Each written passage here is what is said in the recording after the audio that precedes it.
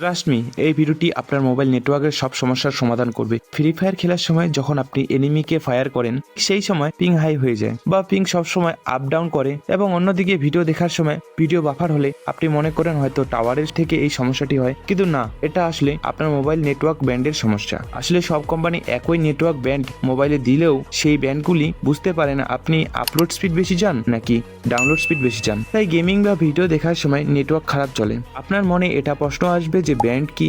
So band হলো একটা tower frequency যেটার দ্বারা ডাটা সরবরাহ করা হয়, এবং মোবাইলের দূরত্ব অনুযায়ী মোবাইল নিজের ইচ্ছায় ব্যান্ড চেঞ্জ করতে থাকে।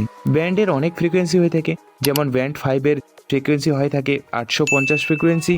এর কাজ হলো টাওয়ার থেকে প্রায় 2 থেকে 3 কিলোমিটার দূরের ডিভাইসগুলিকে ভালো ডাটা প্রদান করা।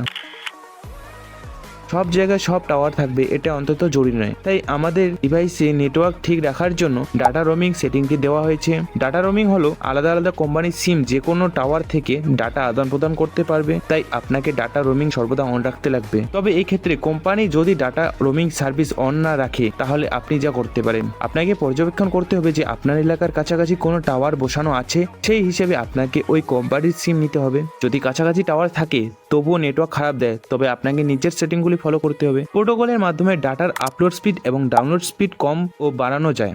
সো আপনি আপনার হিসাব মতো এপিএন প্রোটোকল এবং রোমিং প্রোটোকলকে শুধু IPv4 করবেন, নইলে শুধু IPv6 করবেন। এর সাথে সাথে ডাটা সেভিং মোড অন রাখলে মোবাইল শুধু ওই অ্যাপটিকেই রান করবেন যেটিকে আপনি ওপেন করবেন।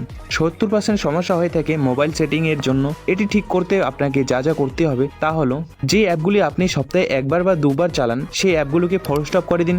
এতে আপনার মোবাইলের নেটওয়ার্ক অ্যাক্সেস করতে পারবে না সেই অ্যাপগুলি। এর সাথে সাথে আপনি যদি DNS ইউজ করে থাকেন তাহলে সেটিকে অফ করে রাখবেন গেম খেলার সময়। তবে আপনার মোবাইলে এই অপশনটি থাকলে আমি 100% গ্যারান্টি দিয়ে বলবো আপনার নেটওয়ার্ক সমস্যা জীবনও দিবে না, টাওয়ার যত দূরেই থাকুক না কেন। তো চলুন সেটিংটি দেখা যাক। নেটওয়ার্ককে ঠিক করার জন্য প্রথমে আপনাকে মোবাইল সেটিং এর ডেভেলপার অপশন অন করে ইঞ্জিনিয়ারিং মোড অন করতে হবে। এই ইঞ্জিনিয়ারিং মোডকে আপনি দুইভাবে খুঁজে পেতে পারেন। একটি হলো কোনো অ্যাপের সাহায্যে অথবা সিক্রেট কোডের সাহায্যে দিয়ে, অথবা আপনি ইউটিউবেও আপনার ডিভাইসটির নাম দিয়ে ইঞ্জিনিয়ারিং মোডের কোড অথবা সেটিং পেতে পারেন। সো ইঞ্জিনিয়ারিং মোড অন করার পর আপনাকে খুঁজতে হবে ব্যান্ড মোড। যদি আপনার কাছে জিও সিম থাকে তবে আপনাকে ব্যান্ড 5কে রেখে সব ব্যান্ডগুলিকে আনসিলেক্ট করে সেট করে দিতে হবে, এবং যদি এয়ারটেল সিম থাকে তাহলে ব্যান্ড 8কে সিলেক্ট করে সব ব্যান্ডকে আনসিলেক্ট করে সেট করে দিতে হবে।